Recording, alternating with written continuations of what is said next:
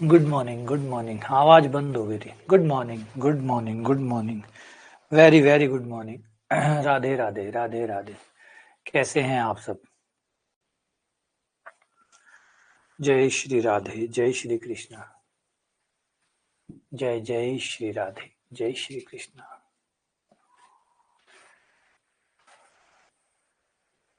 राधे राधे, राधे राधे, राधे राधे। बस आ जाओ। बिल्कुल, हम आपके साथ हैं। सारा दिन आपके साथ हैं। हम तो सारा दिन आपके साथ हैं। सुबह से लेकर रात तक हम आपके साथ हैं, और फिर रिकॉर्डिंग में आपके साथ हैं। वैसे तो पूरा दिन लाइव में आपके साथ है, और फिर बचा हुए दिन में रिकॉर्डिंग में आपके साथ है। तो बिल्कुल मिला के सारा दिन आपके साथ है ना? हमारी आवाज तो सारा दिन सुनते हो आप लोग। कैसे बर्दाश्त करते हो वो अलग बात है, सुनते सारा दिन हो। चलो आ जाओ, करें सवाल शुरू। आज की प्रैक्टिस शुरू करें। जय बाबा की।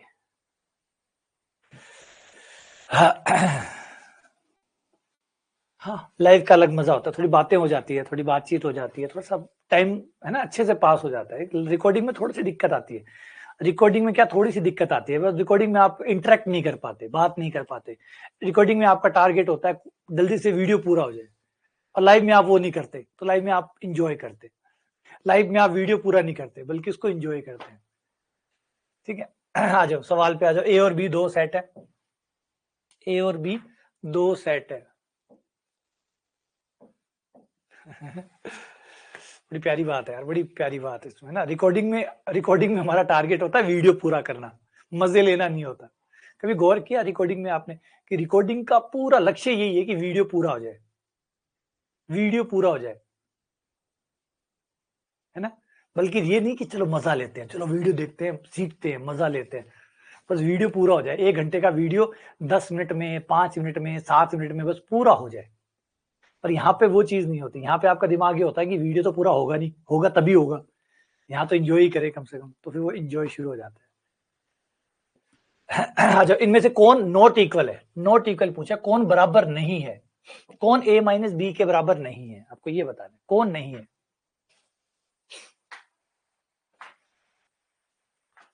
कौन बराबर नहीं है?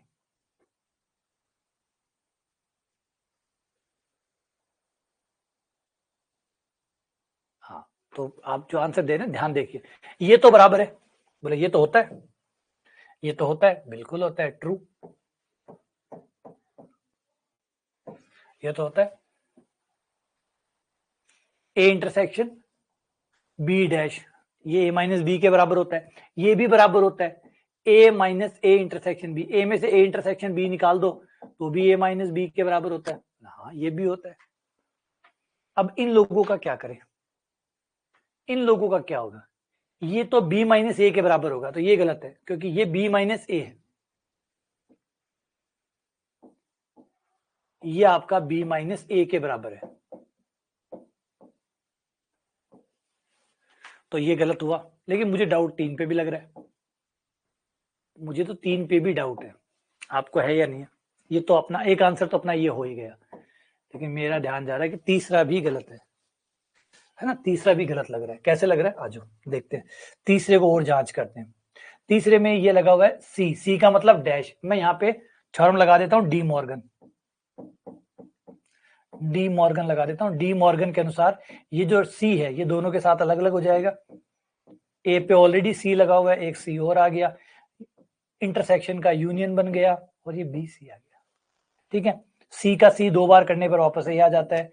ए इंटरसेक्शन,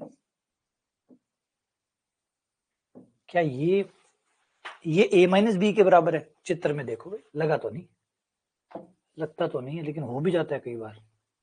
लेकिन नहीं है ना, बिल्कुल नहीं, कतई नहीं है, बिल्कुल भी ना है, क्योंकि यूनियन है। इंटरसेक्शन होता तो हो जाता है, यूनियन है इसलिए नहीं होगा।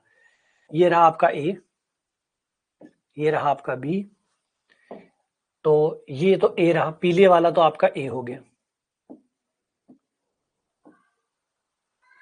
ये आपका पीले वाला ए हो गया, और बी का डैश, बी को छोड़ के जो बचेगा वो बी का डैश होगा, तो ये पिंक कलर वाला बी का डैश हो गया। बी को छोड़ दो, बी को छोड़ने के बाद जो बचेगा वो बी का डैश कहलाएगा। अब दोनों को मैं अगर यूनियन कर दूं, यूनियन तो मिक्स करना हो गया ना, तो मिक्स करने से तो यूनियन मतलब मिक्स है, देखो यूनियन है, भूल ना जाना, यूनियन पे ध्यान रखना, यूनियन है, इंटरसेक्शन होता तो ए माइनस बी आ जाता, लेकिन तो क्वेश्चन में गड़बड़ी कर दी, सवाल ने गड़बड़ी कर दी, सवाल की गलती ठीक कर दूंगा या गलत रहने दूं, है ना, तो ये गलत हो गया, ये भी फॉल्स है, तो ये भी हमारा आंसर हो गया। हाँ, इसकी जगह ये कर सकता था, ये शायद टाइपिंग की गलती होगी, इसकी जगह ये होता, है ना, अगर ये होता, ये बीच में इंटरसेक्शन के बजाय यूनियन होता, अब ये ठीक हो जाता, अब ये सही हो जाता, ठीक है, तो अब ये सही हो जाता, तो यहाँ पे क्या इंटरसेक्शन लगा के गलत कर दिया, क्योंकि इंटरसेक्शन डी मॉर्गन में यूनियन हो जाता है, और अगर यूनियन होता तो फिर ये इंटरसेक्शन हो जाता, अब ये ठीक हो जाता, तो ये हो जाता आपका ए सी का,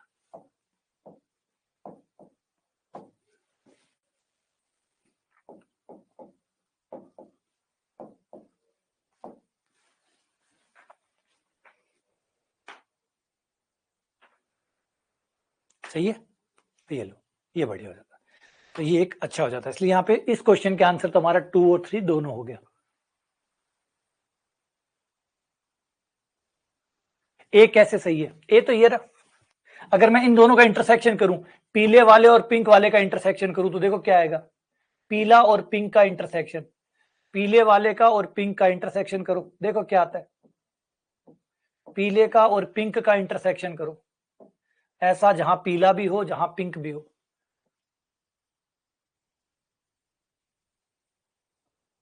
जो पीला भी हो और पिंक भी हो, पीला और पिंक, तो ये आपका हो गया ए माइनस बी।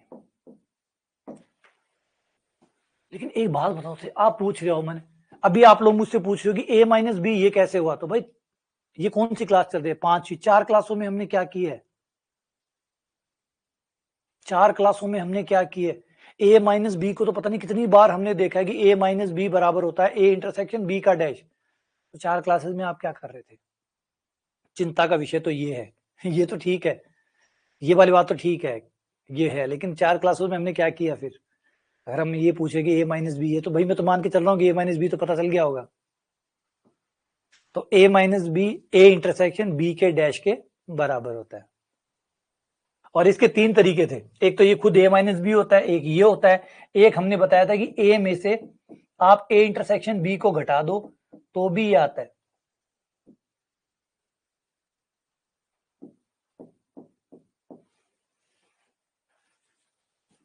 ठीक है ना।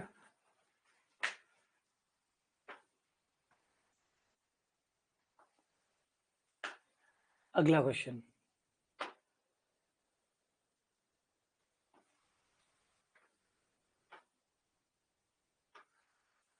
ये भी बड़ा प्यारा यार, ये भी गजब है, ये कह रहा है कि अगर एल कोई सेट है, उसको एम के साथ इंटरसेक्शन कर दिया जाता है तो एन आ जाता है, और एन के साथ इंटरसेक्शन कर देते हैं तो एम आ जाता है, तो बताओ कहानी क्या है,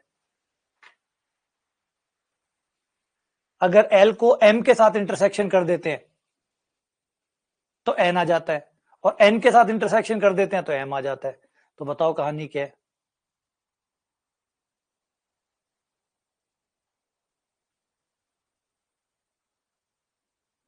क्या कहते हो,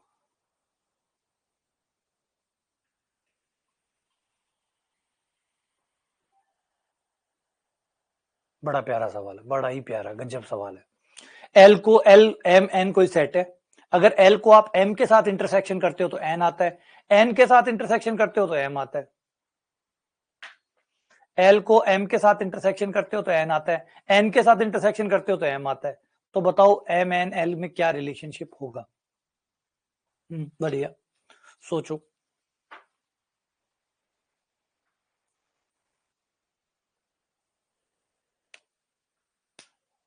देखो तुक्के मत मारना, तुक्के मत मारना, क्योंकि फिर गंदी आदत पड़ जाती है और गंदी आदत छूटती नहीं है। गंदी आदतें, अच्छी आदतें तो जल्दी छूट जाती है, गंदी आदतें छूटती नहीं है। और तुक्का मारना गंदी आदत है, और गंदी आदतें एक बार पड़ गई है ना, कभी किसी को देखा, किसी ने गुटखा खाया हो, सिगरेट पी हो, शराब पिया हो, वो छोड़ दिया हो, नहीं छोड़ा होगा। एक्सरसाइज करना छोड़ देगा। आप किसी से मिलिए कि एक्सरसाइज करते थे पहले, अब बोला छोड़ दी। हेल्दी खाना खाते थे, अब बोला छोड़ दिया। मॉर्निंग वॉक करते थे, अब छोड़ दिया। तो कोई अच्छी चीजें छोड़नी बहुत आसान है, आप अभी छोड़ सकते हो। बुरी चीज छोड़ के दिखाओ, बोला नहीं छोड़ती, तो इसलिए बुरी चीज को डालो ही मत। अगर एक बार बुरी चीज आ गई तो फिर जाती नहीं है।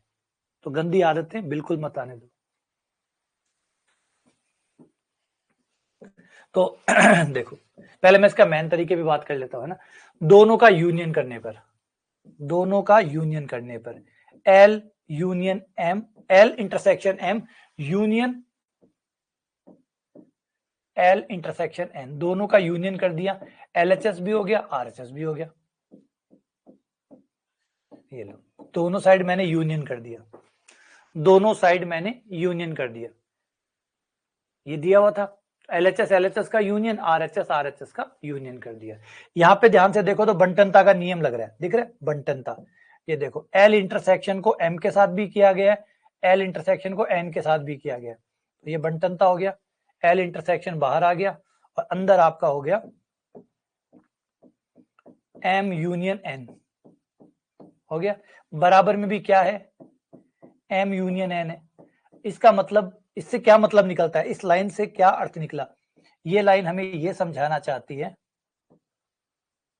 ये लाइन हमें क्या समझाना चाहती है, ये लाइन देखो, ये भी लाइन समझा कि एल को मैंने इसके साथ यूनियन करवाया, एल को मैंने इसके साथ यूनियन करवाया और यही वापस आया। यूनियन करने पर तो बड़ा, अगर वही सेट आ रहा है इसका मतलब ये बड़ा सेट है, क्योंकि एल ने इसके साथ, अच्छा इंटरसेक्शन किया, सॉरी इंटरसेक्शन किया और ये आया। तो इंटरसेक्शन में हमेशा छोटा सेट आता है, छोटा सेट ही आता है। अगर ए इंटरसेक्शन बी, ए का और बी का इंटरसेक्शन करने पर अगर बी आ रहा है तो इसका मतलब बी छोटा सेट है, सही बात है। बी छोटा है, ए बड़ा है, क्योंकि इंटरसेक्शन में हमेशा छोटा सेट कॉमन आता है, इंटरसेक्शन में हमेशा छोटा सेट कॉमन आता है। कॉमन जब भी आप लोगे, ये रहा आपको मान लो बड़ा सेट, ये ए, ये बी, तो अगर आप कॉमन लेते हो तो बड़ा सेट आता है।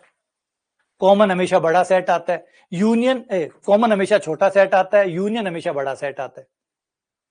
ये आ गया। तो यहां पे ये हुआ कि इनका इंटरसेक्शन इसके बराबर है, इसका मतलब ये छोटा है, ये छोटा है तभी आया, एल बड़ा है। इस बात से ये निकला कि एम यूनियन एन छोटा सेट होगा एल का।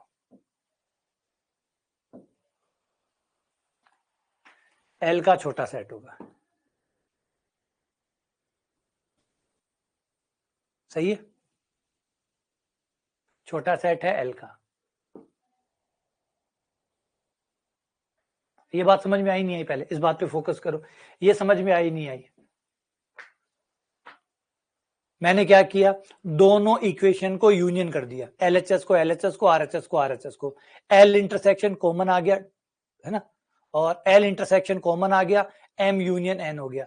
अब अगर कोई दो सेट ए और बी का आप इंटरसेक्शन करते हो और इंटरसेक्शन बी आता है, इसका मतलब है बी छोटा है, ए बड़ा है, क्योंकि इंटरसेक्शन हमेशा छोटा सेट आता है। अगर ए और बी का इंटरसेक्शन कर रहे हो, बी आ रहा है, इसका मतलब बी छोटा है, ए बड़ा है, क्योंकि इंटरसेक्शन मतलब कॉमन। तो बी अगर बाहर आ रहा है, इसका मतलब बी ए का छोटा समुच्चय है, तभी तो बी बाहर आया।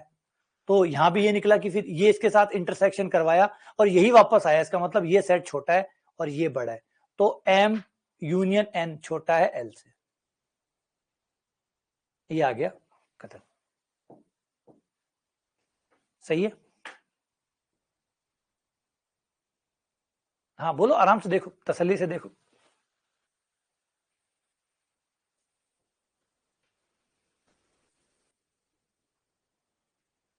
और इसका एक ही ऑप्शन है, ये रहा, और कोई ऑप्शन है नहीं। हाँ बराबर भी हो सकता है, छोटा भी हो सकता है, छोटा भी हो सकता है, बराबर भी हो सकता है। छोटा एवं बराबर दोनों हो सकता है, छोटा एवं बराबर दोनों हो सकता है।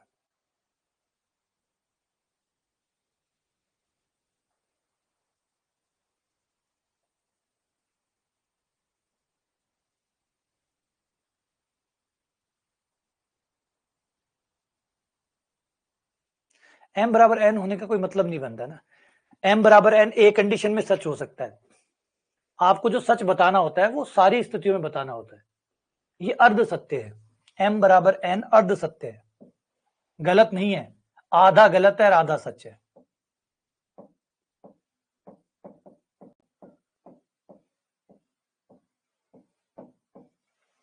अर्ध सत्य, अर्ध सत्य को भी असत्य माना जाता है। m बराबर n, अब आप कहोगे m बराबर n कर दे, बिल्कुल। अब अगर आप कहोगे सोमवार को चांद निकलता है, क्या ये झूठ है? या सोमवार को सूरज निकलता है, ये बात सच है? सच है, लेकिन क्या ये पूरा सच है? नहीं, ये पूरा सच नहीं है। ये सच का एक टुकड़ा है, और सच का एक टुकड़ा मतलब आधा सच, अर्ध सत्य, तो उसको सत्य नहीं मान सकते। अब आप कहोगे m बराबर n पे सच है, हाँ बिल्कुल ये m बराबर n पे सच है। सोमवार को सूरज निकलता है, बिल्कुल निकलता है, आपकी बात सच है। लेकिन मंगलवार को, बुधवार को, बृहस्पतिवार को क्या उनको नहीं निकलता? तो पूरा सच बोलो, ये अर्ध सत्य है। m बराबर n पे ये बात सच है, लेकिन क्या m बराबर n पे ही सच है और जगह भी सच है? तो और हमेशा सच होगा जब भी m यूनियन n छोटा समुच्चय होगा l का, ये बात सच होगी। ठीक है,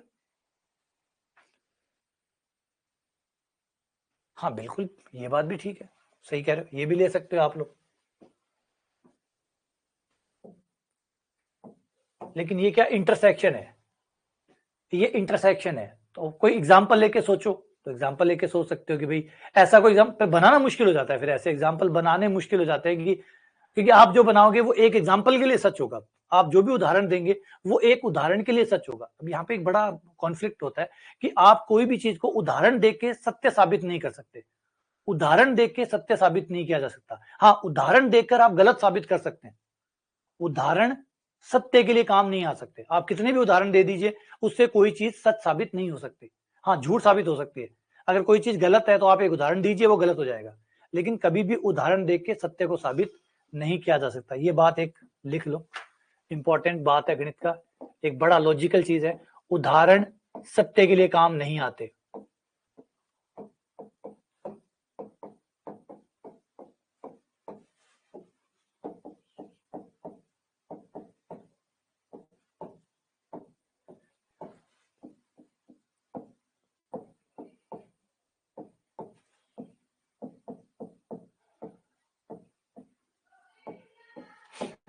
उदाहरण से सत्य को साबित नहीं किया जा सकता। आपने मान लीजिए, सपोज करो, उदाहरण तो कुछ भी हो सकते हैं यार, कोई भी उदाहरण आप बना लोगे। आप लाओगे एक 90% का बच्चा पकड़ के, बोला ये रहा सर, ये देखिए 90% का बच्चा यार, ये अभी बीएससी में फेल हो गया, 12th में इसके 90 थे, बीएससी में ये फेल हो गया। तो क्या मैं ये मान लू, आपके उदाहरण से ये मान लू कि 90% के बच्चे फेल होते हैं बीएससी में? तो उदाहरण तो कुछ भी पकड़ के, अच्छा आप कहोगे नहीं मान रहे, एक और पकड़ के लिया, बोले ये देखो ये भी 90% का, ये भी बीएससी में फेल है। अब तो मान लो, 2 उदाहरण दे दिए, मैं कहूंगा नहीं मानूंगा, फिर आप एक और पकड़ लाओगे कहीं से, ये देखो ये रहा तीसरा, ये भी 90% वाला बीएससी में फेल था। तो उदाहरण आप चाहे जितने दो, चाहे जितने उदाहरण दो, हो सकता है जो आप उदाहरण लाए हैं उससे सिर्फ एक बात कंफर्म होती है कि ये 3 बच्चे 90% बनाने के बावजूद भी बीएससी में फेल हुए हैं, लेकिन उससे ये कंफर्म बिल्कुल भी नहीं हुआ कि मैं अब ये मान लू कि सारे 90% वाले फेल होते हैं। नहीं, ये माना नहीं जा सकता। बस आप जितने उदाहरण देंगे, आपकी बात उतने लोगों तक सच होगी। आपने एक उदाहरण लाए, आपकी बात इस उदाहरण पे सच है, इसका मतलब नहीं हमेशा सच है। हमेशा और उदाहरण पे सच होना अलग बात है। आप एक बंदे को पकड़ के लाए तो ये उस बंदे के लिए सच है, फिर आप एक दूसरे बंदे को पकड़ के लाए, वो बात उसके लिए सच है, फिर आप एक और पकड़ लाए, तीसरे बंदे तक सच है।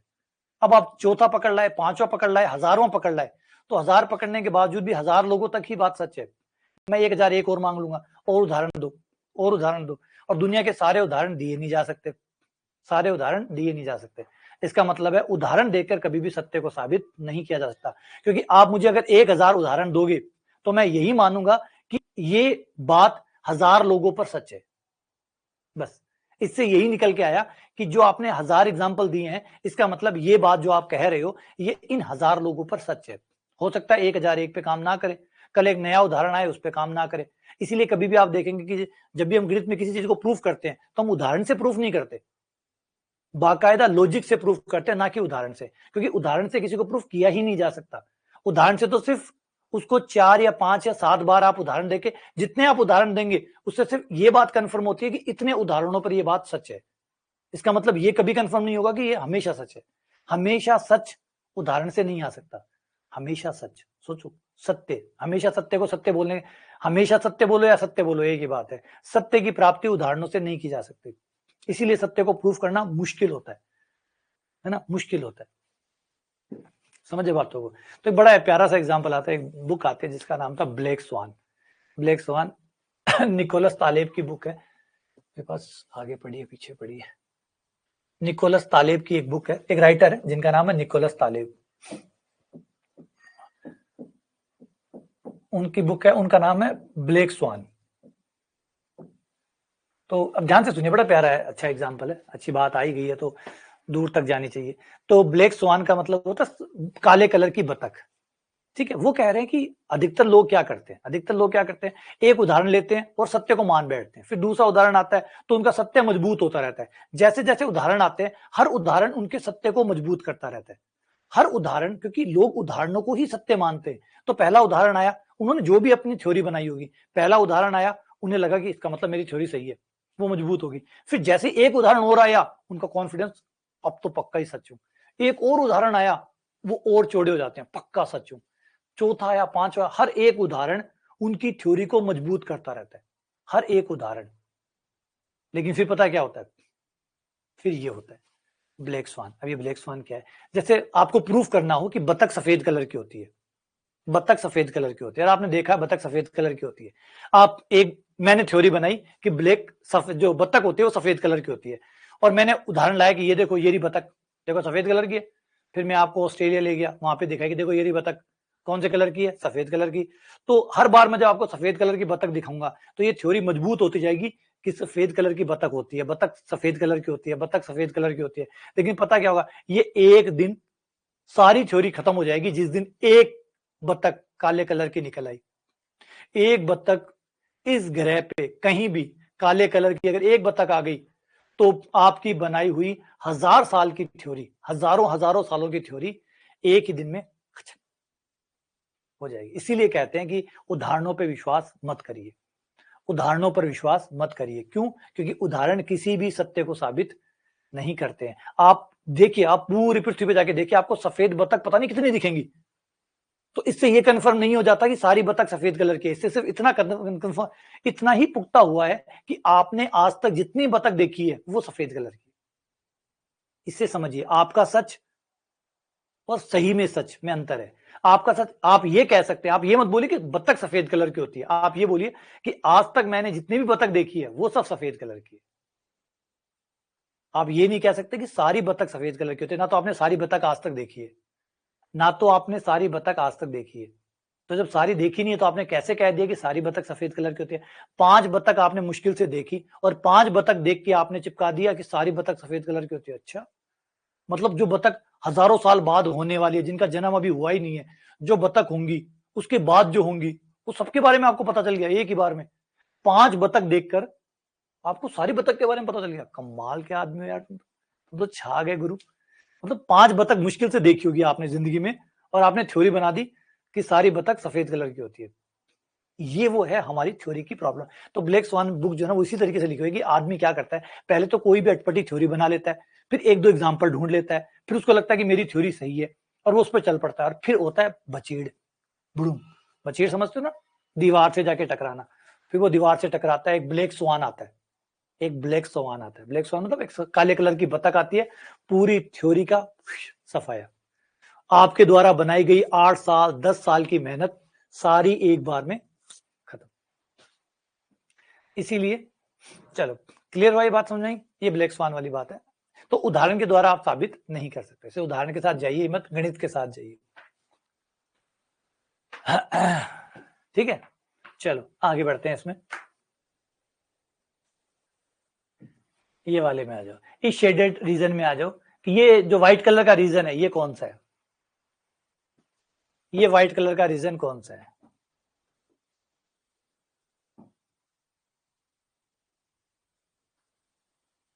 हाँ हाँ,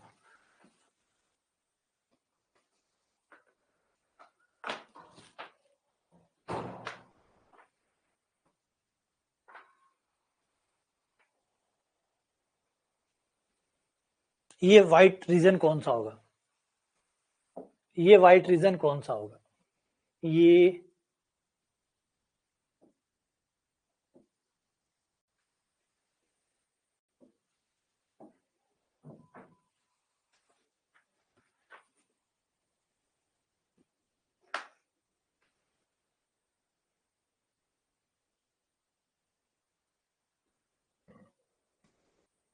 क्या कहते हो आप?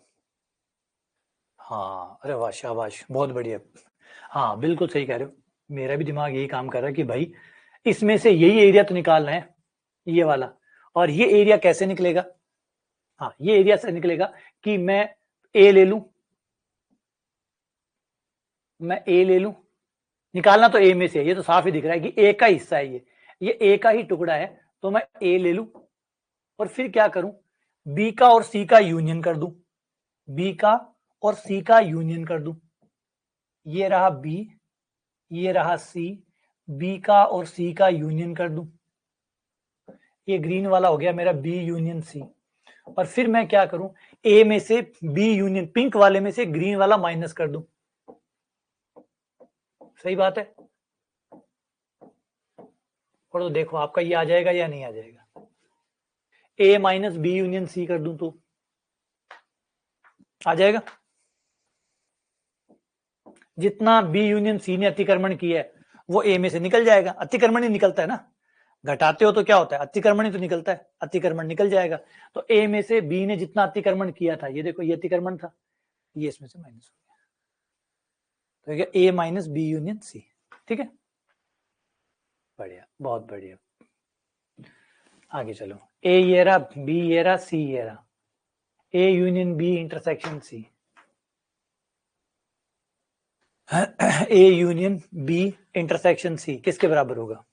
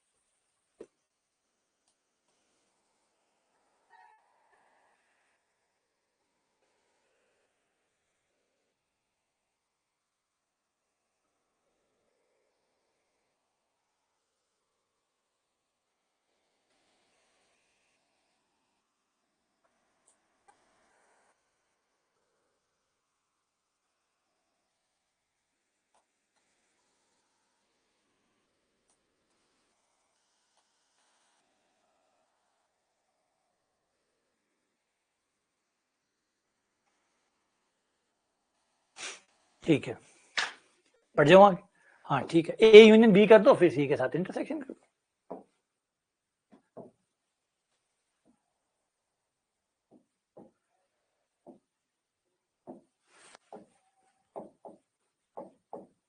ए union B, A union B हो जाएगा, ए को और बी को मिला दो, तो 1 3 5 7, तो ये हो गया 1 3 4 5 7 और 9।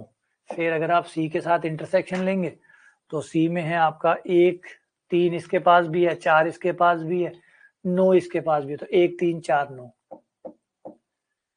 1 3 4 9, 1 3 4 9 7 भी है, हाँ 7 भी है।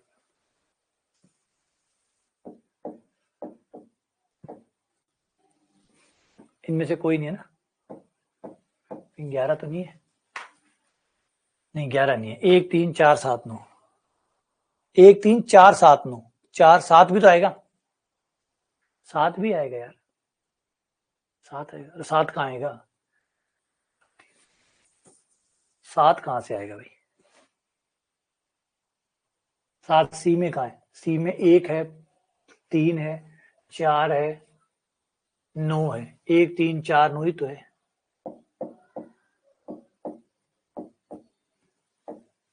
1 3 4 9, बस यही है। हाँ 7 नहीं होगा, सही बात है, बिल्कुल सही कह रहे हो, एकदम सही कह रहे हो, 7 नहीं होगा, 7 सिर्फ गलती से होगा।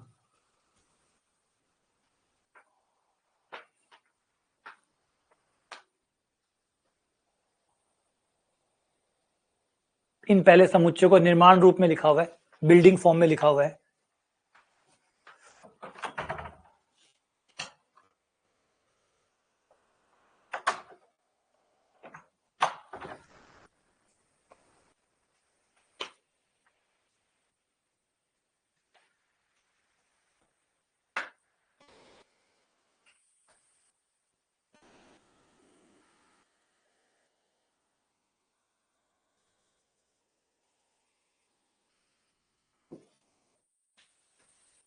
अब क्लास के टाइमिंग के साथ छेड़खानी मत करो, जैसे चल रहा है वैसे चलने दो। कोई कहेगा 9:15 कर दो और आपको, कोई कहेगा 9:20 कर दो और कोई कहेगा 9:35 कर दो, फिर ठीक है। आगे क्लासेस भी होनी होती है, और भी क्लासेस होती है, ये 1 2 क्लासेस तो है नहीं, उसके बाद भी बहुत सारी क्लासेस है, फिर सबका ही संतुलन बिगड़ जाएगा, है ना। तो चलने दीजिए, आप इसके साथ एडजस्ट हो जाइए।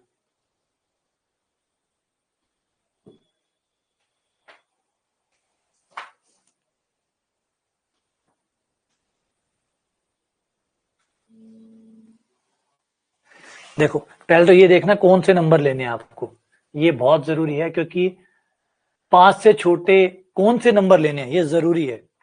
5 से छोटे कौन से नंबर लेने हैं, ना ना ना संदेश, ना ना ना, नेचुरल नंबर लेने हैं। नेचुरल नंबर अनंत तक नहीं जाएगा, नेचुरल नंबर अनंत तक नहीं जाते, नेचुरल नंबर अनंत तक नहीं जाते। अगर ये जेड होता तो अनंत तक जाता, या रियल नंबर होता तो जाता, ये नेचुरल नंबर है।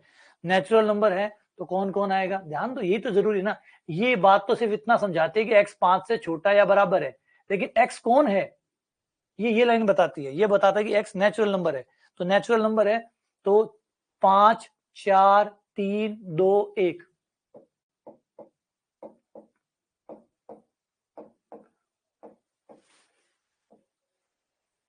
1 2 3 4 5, ऐसे इसमें आओ तो ये भी नेचुरल नंबरों पे ही है। ये हो जाएगा 1 2 3 4 5 से लेकर 10 तक।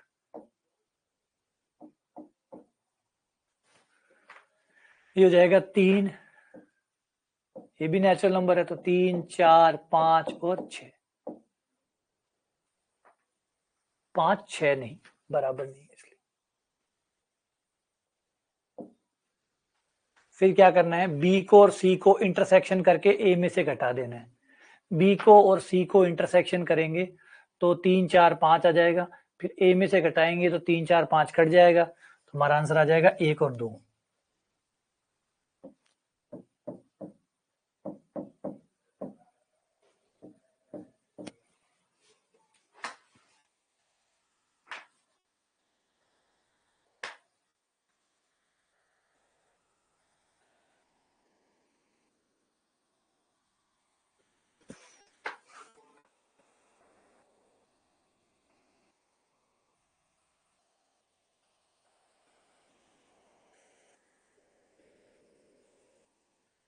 ये तो भाई कमाल है,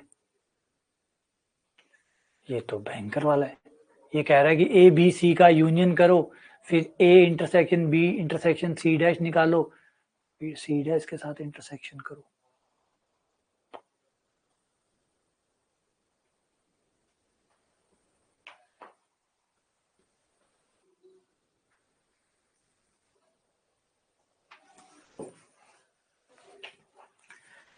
अब यार देखो, इतना रोबोटिक्स होना बड़ा मुश्किल हो जाता है, इतना रोबोटिक होना बड़ा मुश्किल हो जाता है कि 7 मतलब 7, इतना पंक्चुअल तो मैं हूं ही नहीं, इतना पंक्चुअलिटी मेरे अंदर नहीं है कि 7 का मतलब 7, इतनी डॉट तो मुझसे लगती नहीं है, तो वो चीज पॉसिबल नहीं है ना। कुछ कमजोरियां होती है इंसान में, ये मेरी कमजोरी है कि इतना पंक्चुअल, इतना, हाँ इतना पंक्चुअल नहीं हूं कि 7 का मतलब 7।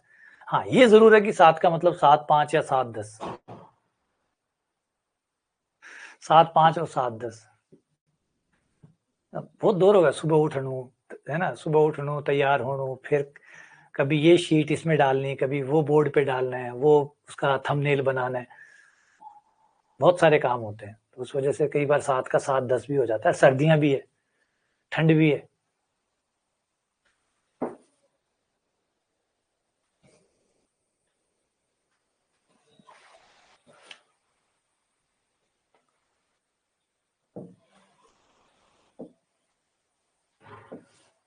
तो पहले तो एक एक बनाओ और फिर मिक्सिंग करो। A union B union C.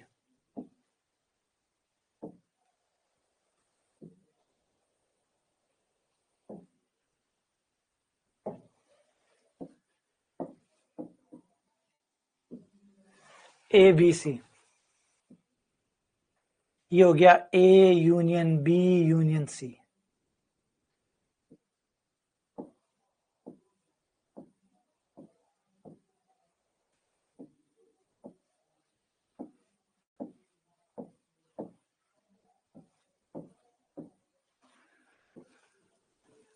A union B union C, ठीक है, A union B union C. अब एक दूसरा और बनाओ, A intersection B dash intersection C dash. तो बड़ी चैलेंज होगा, ये कौन सा होगा?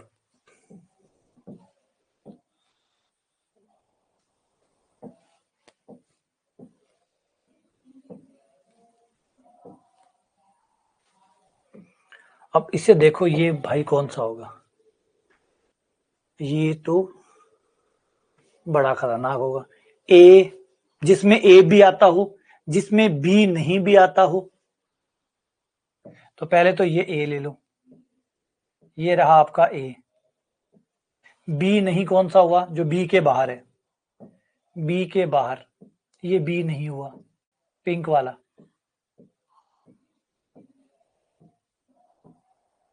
ये बी नहीं। येलो वाला ए, ये बी नहीं। अब सी नहीं, सी के बाहर, ये सी नहीं। अब वो रीजन देखो जो पिंक भी है, येलो भी है, ग्रीन भी है। कौन सा रीजन है जो पीला भी है, हरा भी है, गुलाबी भी है? तो ऐसा इलाका ये है।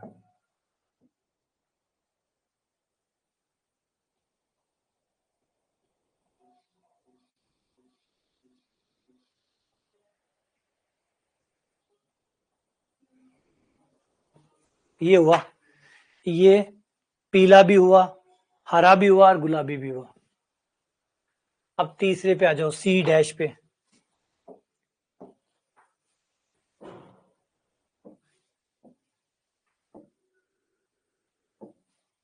ए,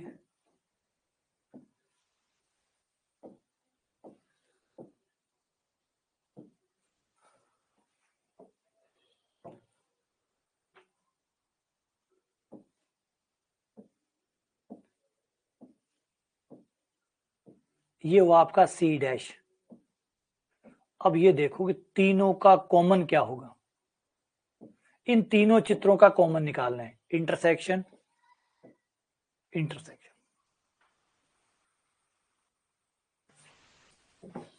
क्या कॉमन निकल के आता है? ऐसा जो इसमें भी है, इसमें भी है, उसमें भी है। तो तीनों में कॉमन यही निकल के आया, ये वाला। तीनों में कॉमन, तीनों में कॉमन ये इसमें भी है, उसमें भी है, और ये इसमें भी है। यही हुआ, यही हुआ ना, यही हुआ कॉमन। ये जो ब्लू वाला है यही तो कॉमन हुआ, ये कॉमन हुआ मतलब यही हुआ। क्योंकि ये देखो, ये इसमें भी है, ये इसमें भी है, ये इसमें भी है, और ये उसमें भी है, तीनों में है, तो यही कॉमन हुआ। तो इन तीनों को मिला के जो हमारा आया, A intersection B dash intersection C dash. और इसको हम क्या लिख सकते हैं? इसके हिसाब से।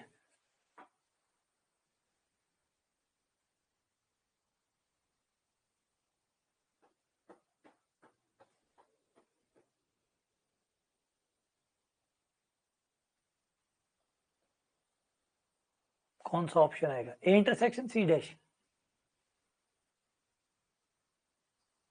नहीं, ए इंटरसेक्शन सी डैश नहीं आएगा। B intersection C dash, answer तो यार यही आएगा, केवल एकमात्र आंसर यही आएगा। हाँ, इसको आप ऐसा कर सकते हो कि ए इंटरसेक्शन यहाँ पे चाहो तो पर में लगा सकते हो, ये आ जाएगा बी यूनियन सी का डैश। डी मॉर्गन पर में लगा के ये लिख सकते हो। तो इनमें से तो कोई नहीं बैठेगा, आंसर ये आएगा A intersection B union C का डैश।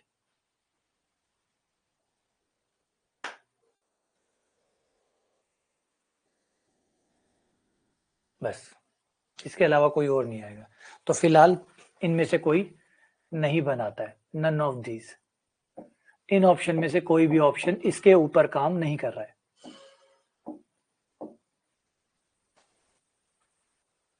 तीनों का रीजन देखो, कौन सा रीजन कॉमन बनेगा? तो ये वाला यहाँ पे भी है, ये वाला यहाँ पे भी है, ये वाला यहाँ पे भी है, कोई नहीं है बिल्कुल। अगला सवाल, ए में 3 अवयव है, बी में 6 अवयव है, A intersection B, number of element in A union B. A union B में कितने एलिमेंट होंगे? ए यूनियन बी में कितने अवयव होंगे? 4 कहाँ आ रहे? 4 नहीं आ रहा, 4 है ए इंटरसेक्शन सी डैश। ये ए इंटरसेक्शन सी डैश नहीं है, ये A intersection B dash intersection C dash है, नहीं आएगा। अगर आप ये सोच रहे हैं तो आप कुछ मिस कर रहे हैं। अगर आप ए इंटरसेक्शन सी डैश बनाएं तो ए इंटरसेक्शन सी डैश है, ये सी डैश रहा, ये भी आएगा। देखो, ए इंटरसेक्शन सी डैश में ये भी आएगा, ये वाला, ये देखो ये वाला, ये भी आएगा, और ये नहीं चलेगा। गौर करो, इसमें ये है, ये जो उत्तर है ना आपका, आपके उत्तर में ये है। और जब आप ए इंटरसेक्शन सी डैश निकालें, ए और सी का इंटरसेक्शन निकालेंगे, ये ए का और सी का, ए और सी डैश का इंटरसेक्शन निकालोगे तो ये आएगा। देखो ये भी,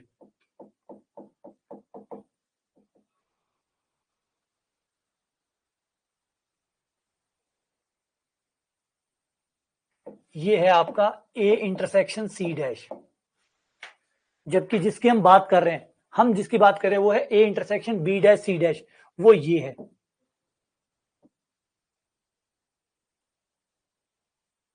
और देखो दोनों में अंतर है या नहीं है।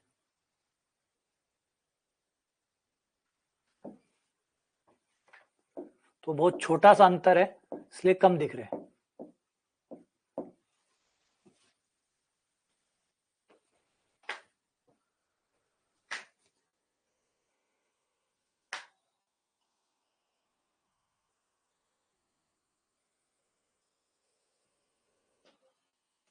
अच्छा, दूसरा बी डैश सी डैश, ठीक है, बी डैश और सी डैश,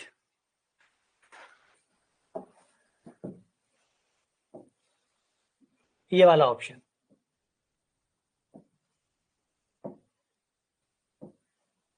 पहले बी डैश,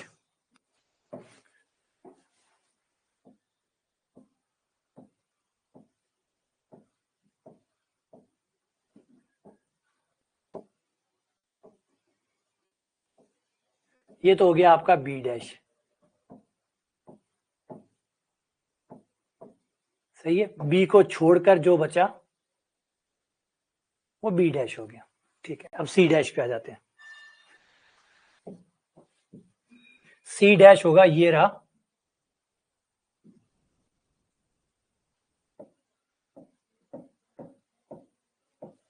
ये पिंक वाला सी डैश हो गया। अब गौर करो दोनों का इंटरसेक्शन क्या होगा यार, बहुत सारा होगा इनका। तो इनका इंटरसेक्शन तो ये बाहर वाला भी होगा, ये देखो यहाँ पे भी दोनों आ रहे हैं, पीला भी है और पिंक भी है, तो बहुत सारा आएगा, ये तो सवाल ही नहीं उठता। और आना भी नहीं है यार। अभी वाह बताओ, ये आंसर है तो यही आंसर होगा। अब आप कह रहे हो ये 5 है, आप कह रहे हो सर 4 को चेक कर लो, 3 को चेक कर लो, 2 को चेक कर लो, तो 5 ही चाहिए होगा ना, 5 तो 5 ही चाहिए होगा। 5 का काम 6 कैसे कर सकता है, या 5 का काम 4 कैसे कर सकता है? तो क्या ऐसा ये ऑप्शन है कोई इनमें से? कोई नहीं है, तो फिर कैसे आ सकता है ये? इसमें ए बी सी तीनों काम आए हैं, कोई ऑप्शन है जिसमें ए बी सी तीनों काम आए, तो सवाल ही नहीं उठ सकता। ठीक है ना? चलो आ जाओ सवाल पे आगे। एन ए बराबर 3, एन बी बराबर 6 और ए उप समुच्चय है बी का।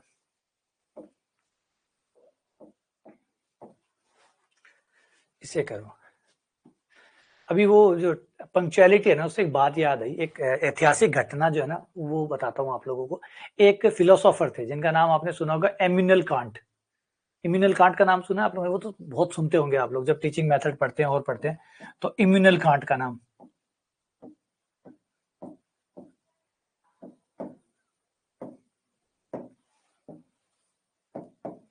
है ना।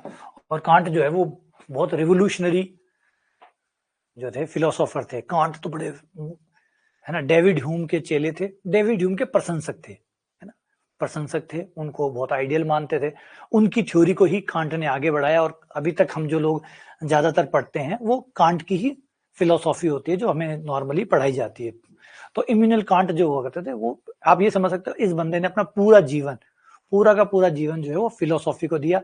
शुरुआत में ये फिजिक्स के स्टूडेंट हुआ करते थे, फिजिक्स पढ़ते थे, और फिजिक्स पढ़ते पढ़ते उन्हें लगा कि नहीं यार, फिजिक्स उन सवालों का जवाब नहीं दे सकता, विज्ञान उन सवालों का जवाब नहीं दे सकता, क्योंकि बहुत कुछ ऐसा है जो विज्ञान से परे है, विज्ञान जिन्हें कवर नहीं कर सकता। तो कांट ने फिर फिजिक्स छोड़कर, ऐसा नहीं कि फिजिक्स को वैसे छोड़ दिया, फिजिक्स को वैसे अपनाए रखा, लेकिन फिजिक्स से आगे चले गए, मतलब उन चीजों पे भी चले गए जो अप्राकृतिक है, जो अभौतिक है, वहां तक पहुंचने की कोशिश की। और इन्होंने जो है वो अपना खुद का, कांट की खुद की एक थ्योरी है, एक फिलोसॉफी है जो हम लोग पढ़ाई जाती है, आप लोग पढ़ते भी होंगे। तो इम्यूनल कांट जो थे वो इतने पंक्चुअल थे, इतने, ये प्रोफेसर थे कॉलेज में, इतने पंक्चुअल थे कि जब वो घर से निकलते थे कॉलेज के लिए, क्योंकि उस समय तो पैदल ही चलना पड़ता था, तो जो कॉलेज के लिए निकलते थे तो कहते हैं एक मजाक के तक में कि कांट अगर जा रहे हैं तो लोग घड़ियां मिलाते थे, कांट से लोग घड़ियां मिला लेते थे कि अच्छा 9 बजे कांट आ गया, मतलब 9 बज गए होंगे। वो घड़ी पे कम विश्वास करते थे, कांट पे ज्यादा विश्वास करते थे। कांट का ये ओरा था, पंक्चुअलिटी का ये ओरा था कांट का, कि लोग कांट को देखकर घड़ियां मिलाते थे। बोले अरे एमिनल कांट जा रहे हैं, प्रोफेसर कांट जा रहे हैं, मतलब 9 बज गए होंगे, घड़ी को ठीक करो। मतलब ये उनका नियमितता, पंक्चुअलिटी का एक लेवल था इम्यूनल कांट का। तो सोचो कितना, मतलब क्या कमाल रहा उस समय। आज का तो भला अलग है, उस समय इतने ज्यादा पंक्चुअल इम्यूनल कांट हुआ करते थे कि लोग उनसे घड़ियां मिलाते थे। इम्यूनल कांट जा रहे हैं, प्रोफेसर कांट जा रहे हैं, मतलब 9 बज रहे होंगे। और इन्होंने अपनी पूरी जिंदगी, इनकी शादी नहीं हुई, इन्होंने शादी नहीं की, पूरी जिंदगी भर कंप्लीटली फिलोसॉफी को दिया और फिलोसॉफी पे ही काम किया। साइकोलॉजी में आता है तो इम्यूनल कांट। तो सोचिए हर किसी में कुछ ना कुछ खास बात होती है। मेरे में ये गुण नहीं है, मेरे इस गुण की कमी है। तो एन ए 3 है, एन बी आपका 6 के बराबर है, ए इंटरसेक्शन बी। अब ए बी का उपसमुच्चय है, तो इसका मतलब हुआ ए इंटरसेक्शन बी किसके बराबर हुआ? छोटे वाले समुच्चय के बराबर। छोटा कौन है? ए। तो ए इंटरसेक्शन बी किसके बराबर हुआ? ए के बराबर हुआ।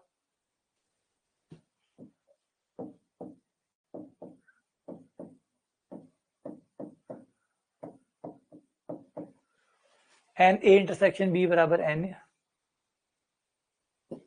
वो एन ए के बराबर हो गया, है ना। और ए यूनियन बी किसके बराबर हो जाएगा? सॉरी, ए यूनियन बी बड़े वाले सेट के बराबर हो जाएगा, मतलब बी के बराबर हो जाएगा। तो ए यूनियन बी में कितने अवयव होंगे? जितने बी में अवयव है। ए यूनियन बी में कितने अवयव होंगे? जितने बी में अवयव है। बी में कितने हैं? 6। अभी कितने? 6। ये आपका आंसर है। हाँ ये बात भी सही है, शादी नहीं हुई इसलिए लेट नहीं हुई, बिल्कुल कह सकते।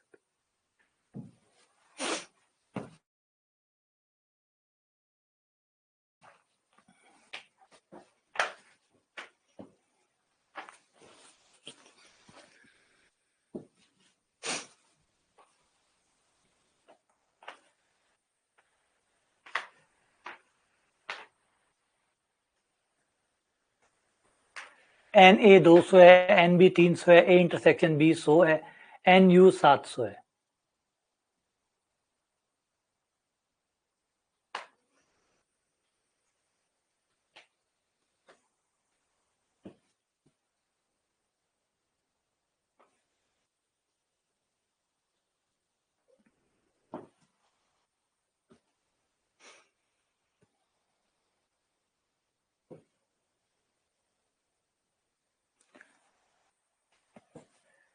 तो इसमें क्या निकालना है आपको, A dash intersection B dash N निकालना है। तो हम जानते हैं कि A dash De Morgan theorem के अनुसार A dash intersection B dash बराबर होता है डी मॉर्गन थ्योरम के अनुसार ए यूनियन बी का dash. A dash intersection B dash बराबर ए यूनियन बी का डैश। तो फिर A dash intersection B dash में कितने अवयव होंगे, उतने ही होंगे जितने ए यूनियन बी के डैश में अवयव हैं। और ए यूनियन बी के डैश में कितने अवयव होते हैं, उसे यूनिवर्सल सेट में से ए यूनियन बी के अवयवों की संख्या घटा दो तो उसके डैश में अवयवों की संख्या प्राप्त हो जाती है। अच्छा, ए यूनियन बी में कितने होंगे, ए यूनियन बी का हमारे पास फॉर्मूला है, वो होते हैं N A plus N B minus N A intersection B. N U का मान रख दीजिए, कितना है, एन यू का मान कितना है 700। एन ए का मान 200।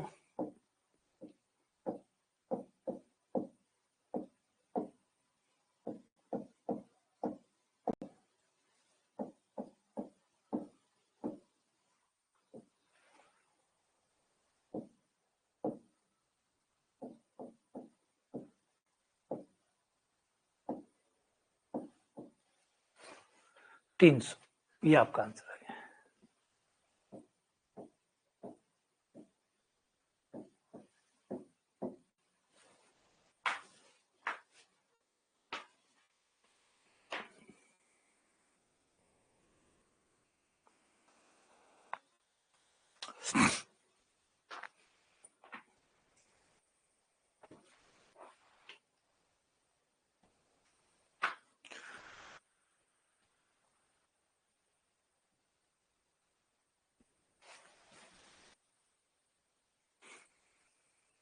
जीके वाला क्या, हम बात करेंगे जीके की।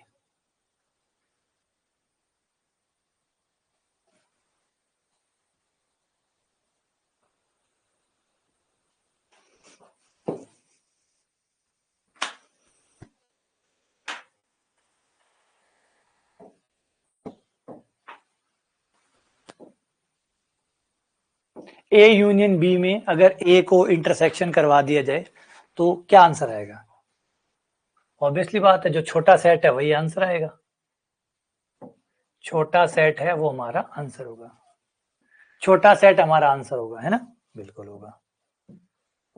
चित्र से देखो,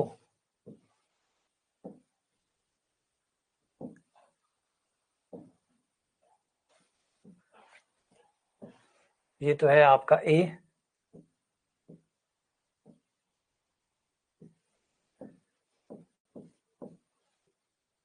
और ये है ए यूनियन बी।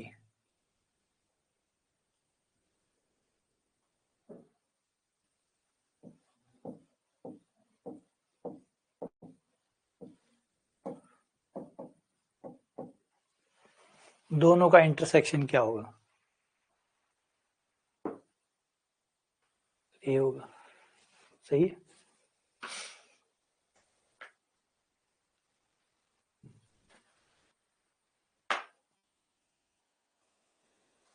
ये कौन सा क्षेत्र है,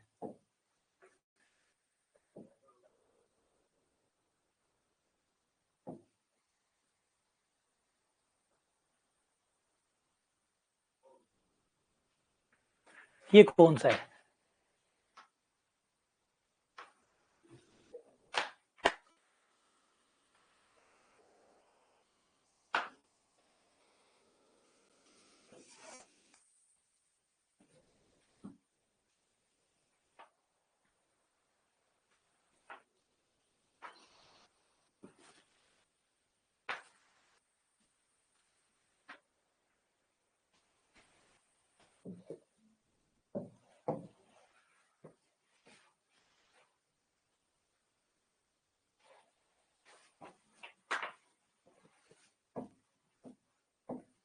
कौन सा हुआ? ए में से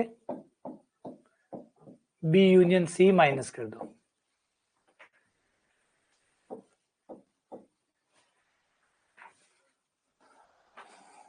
बिल्कुल, शाबाश, बहुत बढ़िया। अगला सवाल। हाँ कोई बात नहीं, एक बार और आ गया।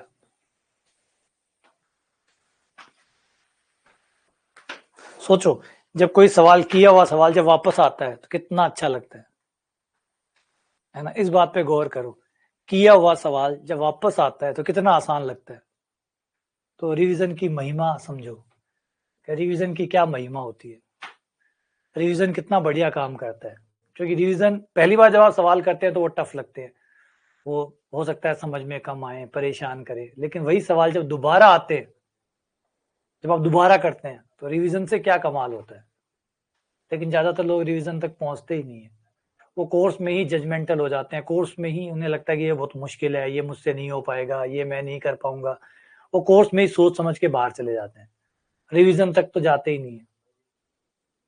और याद रखिए, रिवीजन में हर चीज आसान हो जाती है, कोर्स में हर चीज मुश्किल होती है ना? इसमें आपके 2 के गुणज है, इसमें 5 के गुणज है, और इसमें 10 के गुणज है। तो बताओ इसमें क्या चाहिए होगा? इसमें तीनों के गुणज, ऐसे जो तीनों के गुणज आते हो, ऐसे जिसमें वो गुणज आते हो जिनमें 2 का भाग, गुणज का मतलब 2 का भाग भी जाता हो, 5 का भाग भी जाता हो, 10 का भाग भी जाता हो, 2 का, 5 का और 10 का, मतलब हाँ बिल्कुल। तो क्या होगा ये?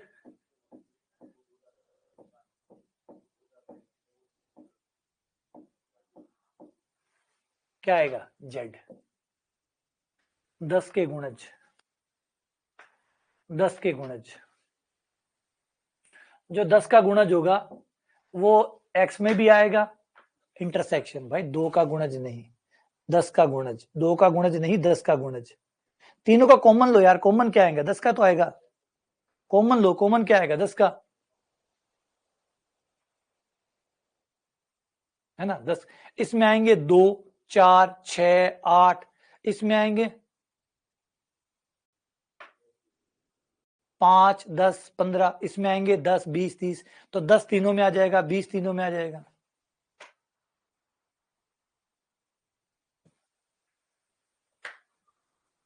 ये तो वापस आ गया। अगला,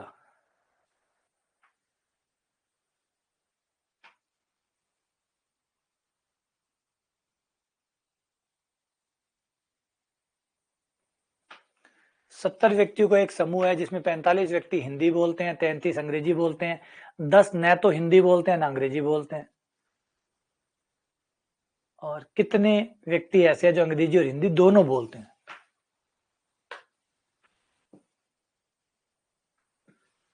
कमेंट, कमेंट तो होता रहता है यार, वो ऊपर चला जाता है कमेंट, जब तक मैं देखता हूं तब तक कमेंट ऊपर चला जाता है।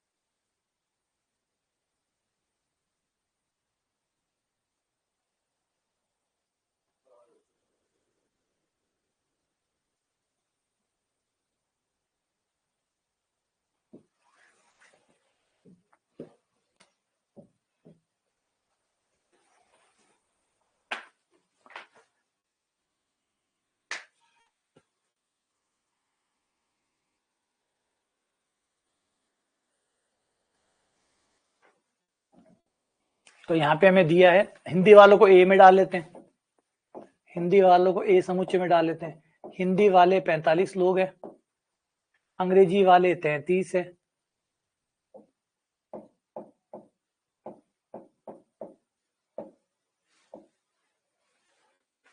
और न अंग्रेजी न हिंदी, मतलब ए भी नहीं बी भी नहीं, ए भी नहीं, यूनियन इंटरसेक्शन, और का मतलब इंटरसेक्शन, बी नहीं या डैश, वो कितने हैं 10 है। ए नहीं, और का मतलब होता है इंटरसेक्शन, हिंदी वाले और का मतलब होता है एंड, हिंदी वाले और को क्या कहते हैं इंग्लिश में एंड, और एंड का होता है इंटरसेक्शन। न तो हिंदी मतलब ए नहीं, इंटरसेक्शन बी नहीं, बराबर कितने हैं 10। और डी मॉर्गन थ्योरम के अनुसार हम जानते हैं कि ये बराबर होता है ए यूनियन बी पूरे का नहीं, जिसे हम जानते हैं कि ये बराबर है N U minus N A union B बराबर 10। और समूह में कितने लोग हैं 70 है, तो ये कुल लोग हो गए, कुल व्यक्ति हो गए, कुल व्यक्तियों को यू कहते हैं, कुल व्यक्तियों को यू कहते हैं, तो एन यू कितना हो गया 70, तो ये 70 हो गया, 70 माइनस एन 10, ये इधर आ गया।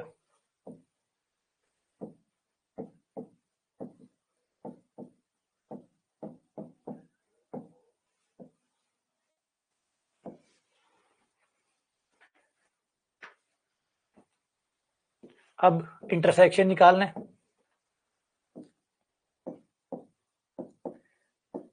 ए इंटरसेक्शन बी बराबर होता है एन ए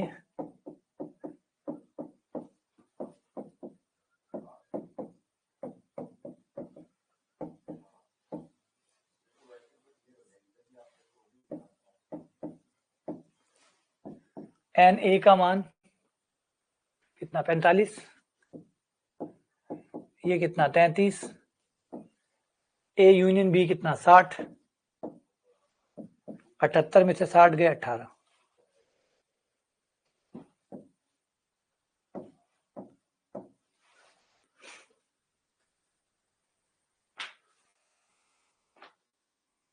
यार हर चीज के वेन डायग्राम बनाना आसान नहीं होता, हर चीज ऐसा नहीं है कि हर चीज का एक ही उत्तर हो, हर चीज का एक उत्तर नहीं होता कि हर चीज को वेन डायग्राम की, ये चीजें कई चीजें वेन डायग्राम से बनाना मुश्किल है। अब ये ए डैश यूनियन बी डैश, ये हमारा वेन डायग्राम बनाना मुश्किल हो जाएगा, तो कई चीजें फॉर्मूले पे ही ज्यादा आसानी से काम करती है बजाय वेन डायग्राम के। कुछ चीजें वेन डायग्राम के लिए बनी हुई है, कई चीजें फॉर्मूलों के लिए बनी हुई है। अब आप वेन डायग्राम बनाएंगे तो पहले आपको ये ढूंढना पड़ेगा कि ये इलाका कौन सा है, पहले आपको ये ढूंढना पड़ेगा। बिल्कुल बन जाएगा, मैं कोई मना नहीं कर रहा हूँ बनेगा, लेकिन चीजें आसान और मुश्किल की बात कर रहा हूँ। कई चीजें फॉर्मूला वाइज ज्यादा आसान होती है बजाय चित्र वाइज। पहले तो आपको ये देखना पड़ेगा कि ये चित्र कौन सा है ना, ये चित्र कौन सा है, ए इंटरसेक्शन ए नहीं, इंटरसेक्शन बी नहीं, पहले आपको ये रीजन ढूंढना पड़ेगा, फिर इस रीजन में आप 10 डालोगे, तो ये मुश्किल हो जाता है चित्र में, कई बार ये चीजें दिखानी मुश्किल हो जाती है कि चित्र में कहाँ होंगी, पहले ये पता करना फिर वहां 10 डालना। तो इससे अच्छा है कि कुछ चीजें फॉर्मूले से अगर आसानी से हो रही है तो फॉर्मूला यूज करिए बजाय डायरेक्ट के।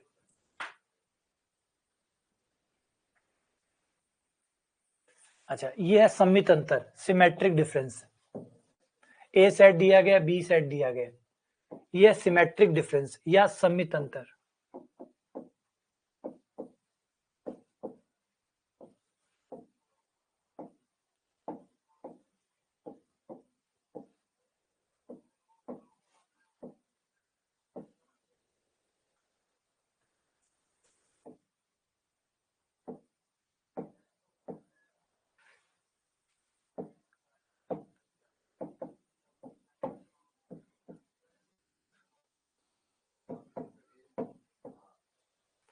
सिमेट्रिक डिफरेंस, सिमेट्रिक डिफरेंस क्या होता है, इसे डेल्टा द्वारा हम दर्शाते हैं, दो समुच्चय लगाते हैं, दोनों समुच्चयों के दोनों अंतर निकाले जाते हैं, डिफरेंस मतलब अंतर, a माइनस बी भी निकालो और b माइनस ए भी निकालो और फिर दोनों को यूनियन कर दो, इसे आप कहते हैं सिमेट्रिक डिफरेंस।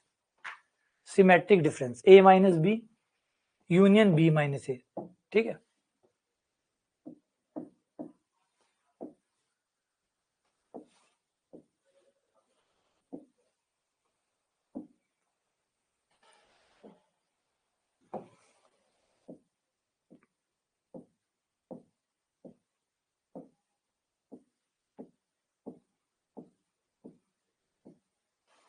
ये a minus B minus A का यूनियन हो गया, इसे symmetric difference a delta b कहते हैं।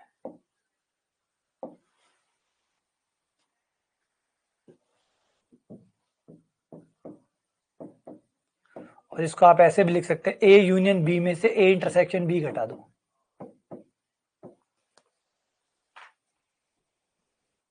है ना, ऐसे भी कर सकते हैं, दोनों में से कोई भी तरीका अपना सकते हो। तो अगर मैं इसे करूं तो क्या आ जाएगा आंसर, a माइनस बी निकालूंगा, a में से b घटा दो तो 1 2 और 5 कट जाएगा बस, b माइनस ए निकालूं तो b में से a घटा दूंगा तो a 5 कट जाएगा, 3 4 9 आ जाएगा, दोनों को मिक्स कर दूंगा,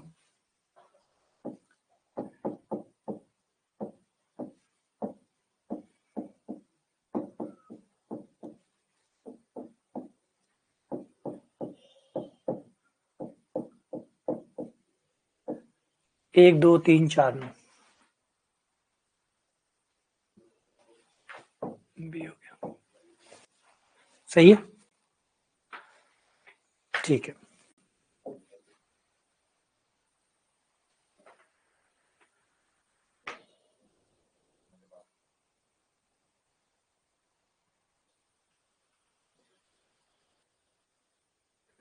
अब ऐसे डायग्राम जिसमें कुछ कॉम्प्लिकेटेड चीजें ना हो, उन्हें आप वेन डायग्राम से करेंगे, है ना, उन्हें आप वेन डायग्राम से कर सकते हैं। कुछ चीजें जो कॉम्प्लिकेटेड ना हो, है ना, उलझी हुई ना हो, उलझी मतलब कुछ ऐसी चीजें ना दे दे जो चित्र में आपको खुद ही नहीं पता कि वो चित्र में कहाँ होती है, जिनका पता है अब उनसे स्टार्ट करते हैं। जैसे अब ये सवाल है, इस सवाल को अगर आप फॉर्मूले से करेंगे तब तो चुटकियों में हो जाएगा। और देखो फॉर्मूला फास्ट है, फॉर्मूला नहीं पता होता तो हम चित्र के साथ जाते हैं, जब फॉर्मूले पता हो तो उनसे बेस्ट कोई काम नहीं करता, आपको भी पता है। फॉर्मूले अगर होने का फायदा क्या होता है, फॉर्मूला होने का फायदा यही है कि अब आपको नॉर्मल तरीके से नहीं जाना, आपको एक सूत्र है उसमें रखना है, उत्तर निकालना है, तो सूत्र से फास्ट कोई नहीं हो सकता। बाकी चित्र तो अपना काम करेगा, चित्र बनाओ, डायग्राम बनाओ, वो सब लंबा होगा, वो तब काम करता है जब हमारे पास फॉर्मूला नहीं होता और हमें लगता है कि अब ये फॉर्मूला तो हमारे पास है नहीं, तो चलो चित्र से पूछते हैं कि भैया क्या होगा। अब इस क्वेश्चन में आप देखो, अगर आप लोगों को पता है तो कुल सदस्य कितने हैं, है ना, तो एक एक में कितने वाले, एक एक वाले कितने हो गए, एक एक वाले हो गए 21 26 29, ये तो एक एक वाले हो गए। अब दो दो वाले, ये दो दो वाले, दो दो दो, अब तीन तीन वाले। और आपको याद होगा कि A union B union C क्या होता है, हाँ, है ना, फॉर्मूला कहता है एक एक वालों को जोड़ो, एक एक वालों को जोड़ो, दो दो वालों को घटाओ और तीन तीन वालों को जोड़ो, एक एक वालों को जोड़ो, दो दो वालों को घटाओ, तीन तीन वालों को जोड़ो।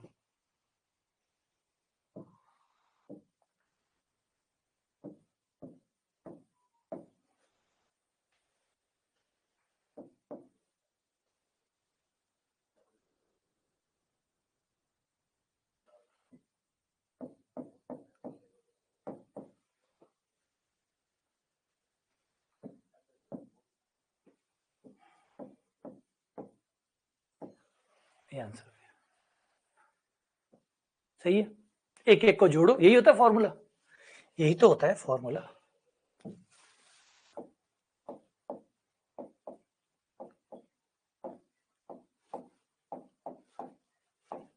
एन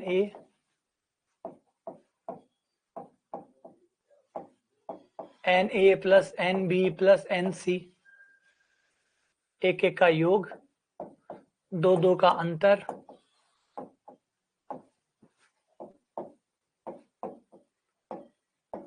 तीन तीन का अंतर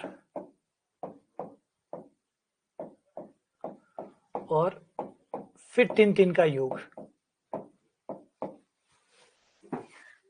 एक एक का योग माइनस दो दो का अंतर प्लस तीन तीन का योग, तो ये हो गया। अगर इसी चीज को हम चित्र के साथ करें, अब देखो चित्र में तो हमें चीजें पता है लेकिन चित्र में चीजें मुश्किल हो जाएंगी, अब देखो कैसे मुश्किल हो जाएंगी। ये नहीं कि चित्र हर चीज का आसान हल है। चित्र में क्या करना होगा आपको, चित्र में ध्यान से सारी चीजें डालनी होगी। सबसे पहले 3-3 वाले डालो, क्योंकि 3-3 वाले क्या होंगे, 3-3 वाले पहले क्यों डालेंगे, क्योंकि 3-3 वाले जो होंगे वो उसका मतलब वो ए में भी काउंट हो रहे हैं, वो बी में भी काउंट हो रहे हैं, वो सी में भी काउंट हो रहे हैं। तो पहले आपको 3-3 वाले लोग डालने होंगे जो तीनों खेलते हैं। तो ये 8 लोग हैं जो तीनों में है, तो पहले 3-3 वाले डालो। अब 2-2 वालों पे आओ, अब 2-2 वालों पे आओ। ये हमारा कौन सा है, बास्केटबॉल। ए बास्केटबॉल है, बी हमारा फुटबॉल, हॉकी और फुटबॉल, ये हॉकी है।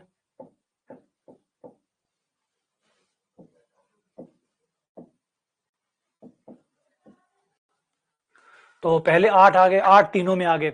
अब 8 आने के बाद में वो देखो जो ए मतलब बास्केटबॉल और हॉकी में दोनों में आते हैं, बास्केटबॉल और हॉकी में। अब 2-2 वालों को ले आओ, बास्केट और हॉकी कहाँ है, हॉकी तथा बास्केट कितने हैं, 14।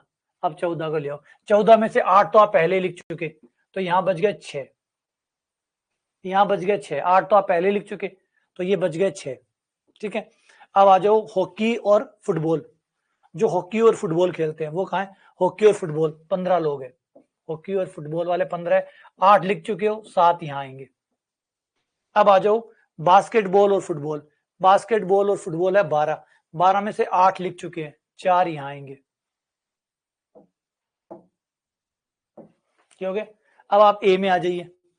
ए में आप कितने लिख चुके हैं, 8, 18 लिख चुके हैं। और ए में कितने, ए कौन है, ए बास्केटबॉल है, बास्केटबॉल वाले कितने, 21 है, 21 है। 21 में से आप कितने लिख चुके हैं, 18 लिख चुके हैं, तो कितने बाहर आएंगे, 3।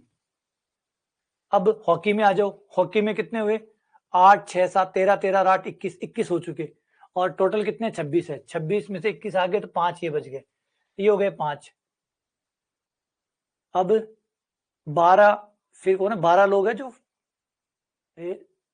29 लोग हैं जो फिर फुटबॉल खेलते हैं, 29 फुटबॉल है। 29 में से कितने आ गए, 19 आ गए, 10 ये बच गए। ठीक है, ये वेन डायग्राम हो गया। अब वेन डायग्राम देखो, समझो मेरी बात को, कोई चीज परफेक्ट नहीं है। आप लोगों के दिमाग में अचानक वो ब्लैक स्वान वाली बात जो एग्जांपल मैंने बताया था, आप एक चीज को पकड़ के बैठ जाते हो, आपको लगता है बस ये दुनिया का बेस्ट मेथड है, इससे ये जादू है, ये छड़ी है, इसको घुमाओ सारे सवाल हो जाएंगे। अब देखा आप लोगों ने, इससे जितनी जल्दी ये सवाल हुआ था, क्या इससे हो सकता था, नहीं। इसमें यही करना पड़ता आपको, इसमें आपको गोले बनाने पड़ते, चित्र बनाना पड़ता, आपको नाम लिखने पड़ते, क्योंकि कौन बास्केट है, कौन हॉकी है, कौन फुटबॉल है, ये बताना पड़ता। फिर आपको 3-3 वाले पहले भरने पड़ते, फिर 2-2 वाले। क्यों, क्योंकि एक के गोले में, जो एक का गोला है उसमें 21 से ज्यादा नहीं आ सकते, 21 से आएंगे, पूरे एग्जैक्ट 21 आने चाहिए थे। देखो पूरे एग्जैक्ट 21 आ रहे हैं या नहीं आ रहे, तो आप नंबर नहीं बिगाड़ सकते। तो आपको ये चीजें करनी पड़ती है, ये सारी चीजें करनी पड़ती है। इसलिए तो मैंने पहले शुरुआत में समझाया कि वेन डायग्राम कोई जादू नहीं है कि घुमाया, कई मामलों में बहुत अच्छा है, कई मामलों में खराब है, कई मामलों में बहुत अच्छा है, कई मामलों में बहुत खराब है। अब हाँ, इससे कई क्वेश्चन आसान हो जाते हैं। कई बार जब ये पूछे कि बताओ वो लोग कितने हैं, वो लोग कितने हैं जो केवल 2 गेम खेलते हैं, केवल 2 गेम, ना 2 से ज्यादा खेलते हैं, ना 2 से कम खेलते हैं। तो ऐसे उत्तर ढूंढना इस सवाल से आसान होता है। केवल 2 गेम खेलते हैं, ना केवल 2 गेम। अब आपके पास कोई 2 गेम का कोई फॉर्मूला नहीं है, 2 गेम खेलने वाले, केवल 2 गेम, 2 गेम वाले नहीं, केवल 2 गेम, केवल 2 गेम वाले लोग हैं 6, 4, 7। अब इसके आपके पास कोई फॉर्मूला नहीं है। अब जब फॉर्मूला नहीं होगा तो आपकी मदद वेन डायग्राम करेगा, तो आप वेन डायग्राम लगाइए। वेन डायग्राम आपको तब काम करता है जब आपके पास फॉर्मूले नहीं होते चीजों के। अगर क्वेश्चन में ये पूछे कि वो खिलाड़ी बताओ, वो लोग बताओ जो कोई केवल एक गेम खेलते हो, केवल एक, 2 गेम नहीं, 3 गेम नहीं, केवल एक गेम खेलते हो, ऐसे लोग हैं 3, 5, 10, 10, 5, 15, 15, 3, 18, 18 लोग ऐसे हैं जो एक गेम खेलते, केवल एक गेम खेलते, ना 2 खेलते, ना 3 खेलते, केवल एक खेलते हैं, वो है 3, 5, 10। तो तब ये काम है, समझे बात को। जब फॉर्मूला नहीं है, जब फॉर्मूला है आपके पास, तो इससे आसान तो कोई काम हो ही नहीं सकता।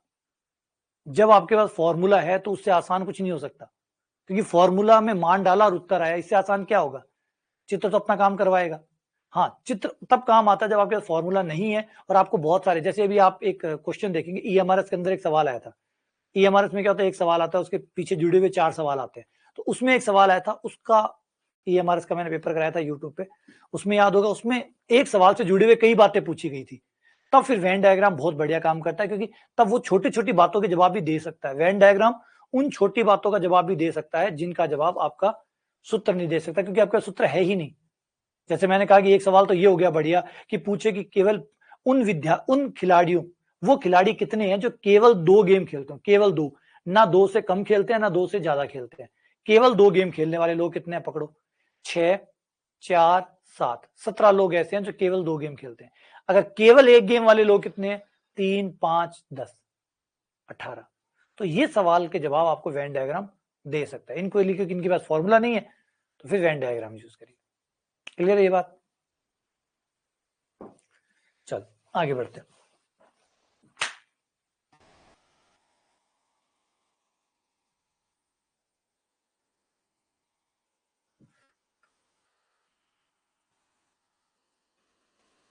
ठीक है, हाँ, ये मेहनत करोगे धीरे धीरे समझ में आने लग जाएगा कि कौन सा सही है कौन सा गलत है। हम हमारा बहुत समझदार लोग हैं, है ना, ये हमारा डीएनए है। हम सही चीज अपने आप ढूंढ लेते हैं। अगर सही चीज ना ढूंढ पाते तो आज जीवित रह पाते क्या?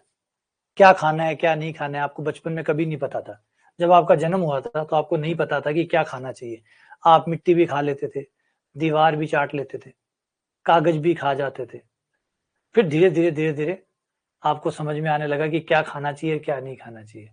तो हम बड़े समझदार हैं, हमारा डीएनए इतना अच्छा बनाया भगवान ने कि वो धीरे धीरे गलतियां करता है और समझता जाता है और बेहतर होता जाता है। किसी घात समुच्चय पावर सेट में कितने अवयव होंगे? Number of element in power set. कोई सेट है, उसके पावर सेट में कितने एलिमेंट होंगे? Number of element in power set, N in P A. P A का मतलब power set of A. A के पावर सेट में कितने अवयव होंगे? फॉर्मूला क्या होता है? 2 to the power N. 2 to the power N. 2 to the power N में क्या आते हैं? सारे आते हैं। इसे थोड़ा सा बाइफर्केशन करिए। 2 की पावर एन में टोटल आ गए, टोटल आ गए, उसमें से एक खाली है, एक बराबर भी है, एक खाली भी है, एक बराबर भी है, total 2 to the power N होगा, है ना। कुल उप समुच्चयों की संख्या।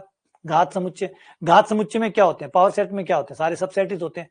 टोटल नंबर ऑफ सबसेट, या फिर number of element in power set, power set के अंदर अवयवों की संख्या या उप समुच्चयों की संख्या। इनमें से एक आएगा फाई, एक आएगा ए के बराबर, और बाकी सब आएंगे छोटे, बाकी सब छोटे आएंगे, जिसको उचित, जिनको हम एक हो गया फाई, एक हो गया ए को छोड़कर, ए को छोड़कर बाकी सब उचित कहलाते हैं।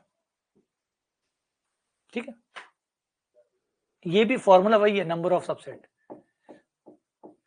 या नंबर ऑफ सबसेट को ही तो पावर सेट कहते हैं। वो कोई अलग थोड़ी है। एक कम कर दो, हाँ, सबसेट के लिए यही फॉर्मूला है। उप समुच्चयों की संख्या 2 की पावर एन, क्योंकि जितने उप समुच्चय बनेंगे वही तो पीए के अंदर आएंगे। पीए के अंदर क्या आते हैं? सारे उप समुच्चय तो आते हैं, तो पीए में जितने अवयव होंगे उतने उप समुच्चय होंगे। इनमें से कौन सा समुच्चय रिक्त समुच्चय है? इनमें से कौन सा समुच्चय रिक्त समुच्चय, कौन सा सेट एम्प्टी सेट है? खाली समुच्चय कौन सा है? रिक्त समुच्चय कौन सा है? एम्प्टी कौन सा है?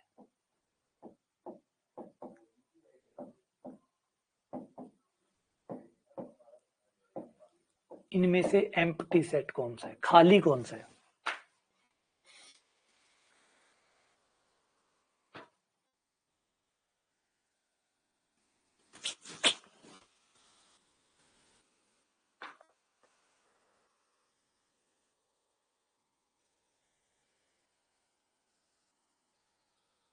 तो ये तो खाली नहीं है, क्योंकि इसके अंदर जीरो आ रहा है। कुछ भी आ रहा है तो खाली नहीं हो सकता, कुछ भी आ रहा है तो खाली नहीं हो सकता। खाली का मतलब खाली होता है, खाली का मतलब खाली होता है। अच्छा, ये खाली है, क्योंकि यहां पे जब आप x के मान निकालोगे तो x के मान आएंगे प्लस आइटा और माइनस आइटा। लेकिन ये कह रहा है कि x तो रियल नंबर है। अब किसकी बात माने? इसकी बात माने तो ये कहता है रियल नंबर आने चाहिए, और इसकी बात माने तो ये कह रहा है x बराबर प्लस माइनस आइटा है। अब दोनों को राजी किया नहीं जा सकता, तो समुच्चय को खाली रहना होगा। यही हमारा आंसर आ गया। समुच्चय को खाली रहना पड़ा क्योंकि दोनों की बातें पूरी करनी संभव नहीं थी। x रियल नंबर भी हो और x इस समीकरण को संतुष्ट भी करता हो। इस समीकरण को तो आइटा प्लस आइटा और माइनस आइटा ही संतुष्ट कर सकते हैं, वो रियल नंबर नहीं है, और जो रियल नंबर है वो संतुष्ट नहीं करते हैं, जो संतुष्ट करते हैं वो रियल नहीं है। इसका मतलब समुच्चय खाली हो गया। ये हमारा रिक्त समुच्चय हो गया। ठीक है,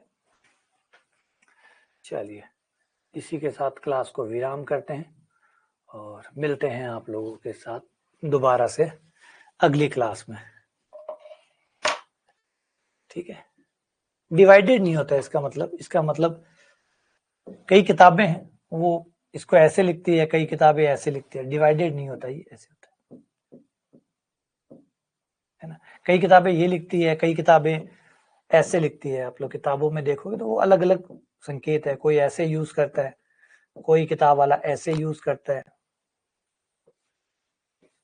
कोई किताबें स्लैश यूज करता है। तो ये सिर्फ हाँ सच दैट का, जिसे आप इंग्लिश में सच दैट कहते हैं, इस प्रकार ये उसका प्रतीक चिन्ह रहता है। ठीक है, चलो टेस्ट नहीं दिख रहा, टेस्ट नहीं दिख रहा, दिख जाएगा टेस्ट। अभी तीनों टेस्ट आएंगे आपके। अब आपके 3 टॉपिक हो गए, 3 टेस्ट होंगे आपके, कर्व ट्रेसिंग का और नंबर सिस्टम का, और तीसरा जो क्या था, बेसिक मैथमेटिक्स। 3 टेस्ट अब आपके डलेंगे। अब आप एक बार रिवीजन हो गया होगा, रिवीजन में सारे टॉपिक हो गए एक बार, तो फिर टेस्ट करवा देते हैं आपको। ठीक है, चलो मिलते हैं आप लोगों से अगली क्लास में।